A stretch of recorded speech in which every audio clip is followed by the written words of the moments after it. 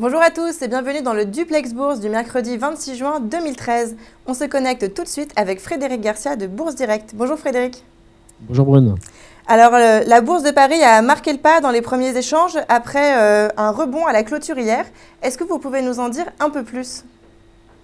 En fait, le marché parisien a repris son élan donc initié hier. On poursuit sur le rebond puisqu'on s'est installé au-dessus des 3700 points en hausse de 1,3%. Suite à des déclarations rassurantes ce matin du président de la BCE, Mario Draghi, lors d'une intervention au sein de l'Assemblée nationale. Voilà, donc il s'est dit que la BCE était prête de nouveau à agir si nécessaire.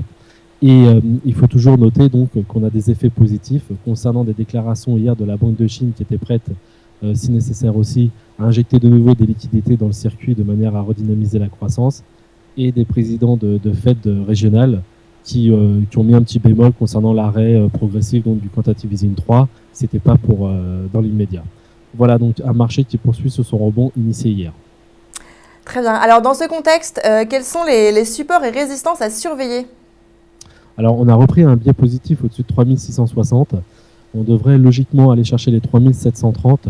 Au-delà, ça va être un petit peu plus compliqué, mais éventuellement on pourrait faire une extension sur 3750 et surtout 3780, 790, qui sera le point au-delà duquel on repasserait positif sur l'indice.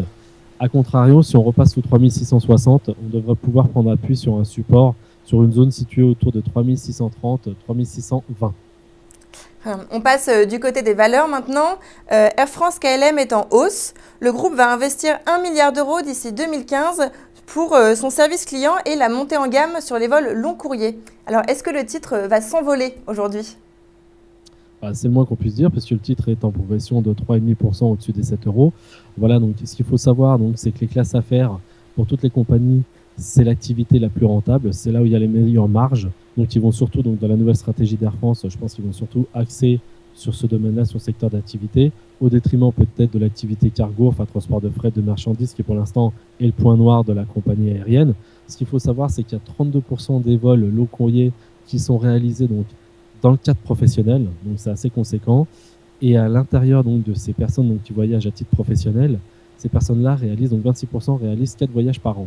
Donc ça représente quand même un certain volume d'activité pour la compagnie. Voilà, donc ils vont surtout axer, privilégier ce secteur. Et puis ce qu'il faut savoir aussi, c'est que Air France, donc, dans sa compagnie low cost européenne, Hope, donc il s'est marié à différentes compagnies, continue donc à développer cette compagnie low cost. Et on a eu hier une étude qui révisait donc à la hausse ses prévisions concernant donc l'ensemble des vols pour 2013. Voilà donc des nouvelles, un news flow assez favorable ce matin pour la compagnie Air France. Alors on fait un point aussi sur Alcatel-Lucent qui se porte un peu moins bien.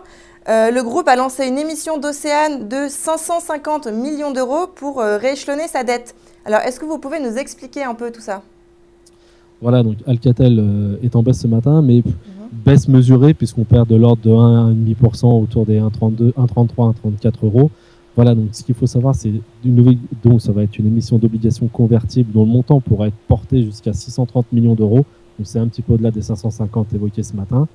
Rembourser les chaînes, donc c'est mis en place de manière à pouvoir rembourser les chaînes qui arrivent à échéance en 2015, donc c'est relativement proche, à des taux réduits. Actuellement, l'échéance 2015, ils ont emprunté autour de 5%, et là, ils souhaiteraient donc revoir un taux un peu plus en baisse, plutôt autour des 4,25, voire des 4,50%. Donc, ce qu'il faut savoir, c'est que Alcatel, quand on regarde, a toujours des problèmes de trésorerie, c'est pas nouveau, et cette émission d'Océane, donc si elle était convertie à échéance, ça pourrait représenter 13 à 16% de l'impact sur la dilution du titre, puisqu'actuellement, Alcatel capitalise autour des 3 milliards. Donc 630 millions d'euros, c'est relativement considérable. Donc ce matin, il y a eu deux avis relativement distincts. C'est d'un côté, on a Bank of America qui est repassé positif sur le titre et a relevé son objectif de 0,75 à 2,60 €.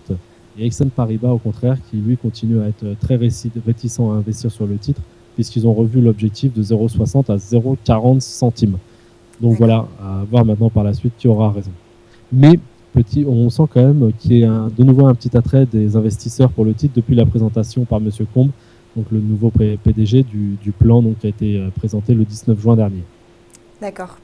On passe sur les marchés américains. Wall Street a fini en hausse, rassuré par de bons indicateurs. Aujourd'hui, on surveille la 3e estimation du PIB aux États-Unis. Alors, à quoi faut-il s'attendre à l'ouverture tout à l'heure? Pour l'instant, on a des futurs américains qui sont repassés positifs, donc en hausse de l'ordre de 0,4 à 0,5%. Donc en effet, on va surveiller très très près l'estimation, donc le PIB final donc, concernant le premier trimestre, qui est attendu à 2,4 points. Donc c'est très important. Le PIB, c'est par définition l'indicateur principal, donc c'est la croissance. Donc j'espère, de toute façon, ils vont faire mieux que nous. Ou nous en France, ce matin, le passage en récession a été confirmé après moins 0,2 et moins 0,2, donc 2 trimestres de récession. Le PIB et puis aussi donc peut-être quelques indicateurs en fin de semaine un peu moindres, mais qui auront aussi des incidences parce que voilà, maintenant on envisage, donc on anticipe une réduction du quantitative easing. Donc voilà, il va falloir maintenant pouvoir mesurer à quel degré, à quelle vitesse, il va falloir pouvoir mettre des dates à un moment ou à un autre, ou du moins des échéances, à quelle vitesse voilà, ça va se faire. Donc c'est pour ça que les marchés sont très volatiles, sont relativement inquiets, mais on a l'impression qu'on est en train de se stabiliser progressivement sur les indices.